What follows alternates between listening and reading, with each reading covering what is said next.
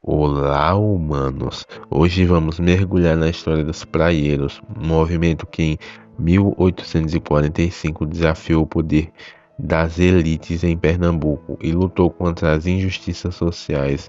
Vamos entender como esse grupo marcou a história e enfrentou grandes desafios. Eu queria que garotas palhaço fossem uma raça real de pessoas. A pele inteira delas é branca, o nariz de palhaço é natural, os mamilos e os lábios vaginais, também chamada de palhachota. Não há presentemente motivos de espécie alguma, de ordem moral ou material. Quando você tiver lá, falta de ar. Que passarinho e avião tem muito.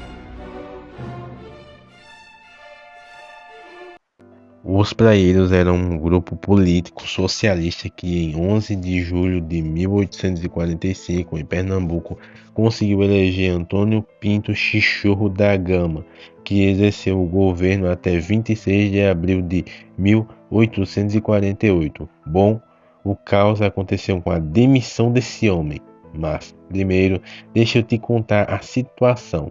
Na época, a principal fonte de renda de Pernambuco era o açúcar. Entretanto, essa riqueza ficava restrita a poucas famílias como os Cavalcantes e outras que mais tarde fariam uma aliança conhecida como os Gabirus para combater os praieiros. Quem vive em Pernambuco deve estar desenganado, que ou há de ser cavalcante ou há de ser cavalgado. O comércio era dominado pelos portugueses, o que fazia com que o poder político e econômico fosse controlado pela oligarquia rural. Os artesãos, agricultores, pequenos mercadores e parlamentares viviam em grande desigualdade. O povo acreditava ter dois inimigos que o impediam de melhorar sua vida e alcançar algum bem-estar: os portugueses, que monopolizavam o comércio das cidades, e os senhores de engenho, que monopolizavam a terra no interior. Inclusive, os portugueses foram um tanto negligenciados, os diriam até perseguidos, o que é evidente em textos como: sou bandalho refinado, safado vil e garoto, do mundo sou a escória, sou português, sou maroto, sou marinheiro alambazado, ladrão patife descarado, e que jazem os moleques de aleluia, ao romper que as tripas dos marinheiros não jazem, o povo vê. E rapazes, prepare paus, não escape, são todos maus. Que diferença há de um Judas para um monstro português? Aquele matou a um Cristo, este mataria a três. Tenham os judeus hoje alegria, morram marotos. Só neste dia, quando surgiu um movimento que defendia os interesses do povo, este logo o apoiou. Os praieiros, que combatiam as desigualdades na província, logo ficou famoso entre os povos. Os praieiros defendiam o acesso às terras agricultáveis, o direito ao trabalho agrícola e em condições justas e humanas, e a nacionalização do comércio. Durante o tempo em que os praieiros estiveram no poder, os gabirus sofreram, pois os praieiros investiram contra seus privilégios, enfrentando constantes resistências, além de ameaças de represálias futuras. Nessa fase de dominação dos praieiros, vários grandes engenhos foram invadidos a mando do governo da província, que procurava criminosos ou escravos fugitivos. Impostos atrasados eram cobrados dos contribuintes, mas tudo isso era considerado perseguição política. Os gabirus reclamavam e resistiam fortemente a eles. Felizmente ou infelizmente, obtiveram sucesso. A praia era um movimento regional, visto como desconfiança pela ala conservadora do partido, que acabou influenciando a demissão de Chichorro da Gama, após uma breve eternidade de Vicente Pires da Mota. O desembargador Antônio da Costa Pinto assumiu a presidência de Pernambuco, embora visto como neutro, quase um adversário. Seu governo durou pouco, de 15 de julho a 17 de outubro de 1848. pois foi substituído quando os Saquaremas tomaram o poder. A situação piorou para os praieiros com a queda dos liberais e o retorno dos conservadores ao poder. O jovem imperador nomeou Pedro de Araújo Lima, Visconde de Olinda, para organizar o Gabinete Araújo Lima.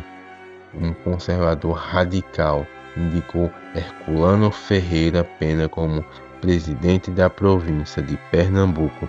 Ele tomou posse em 17 de outubro, sendo visto como um instrumento de vingança para destruir o movimento praieiro.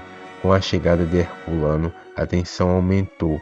Elementos mais radicais entre os praieiros acreditavam que era necessário reagir, inclusive com violência. Nunes Machado, entretanto, um dos líderes do movimento, considerava insensato qualquer confronto armado e tentou convencer seus colegas a evitar a revolta. No entanto, ao chegar em Alagoas, percebeu que suas intenções eram mal interpretadas. Sendo acusado de covarde para desmentir as acusações, acabou cedendo e se envolvendo no conflito, mesmo sabendo que a luta seria em vão, pois Pernambuco estava isolada. A rebelião se espalhou por várias regiões de Pernambuco após violentos confrontos com as tropas imperiais. O presidente Herculano Ferreira Pena enviou pedidos de socorro às províncias vizinhas e à capital.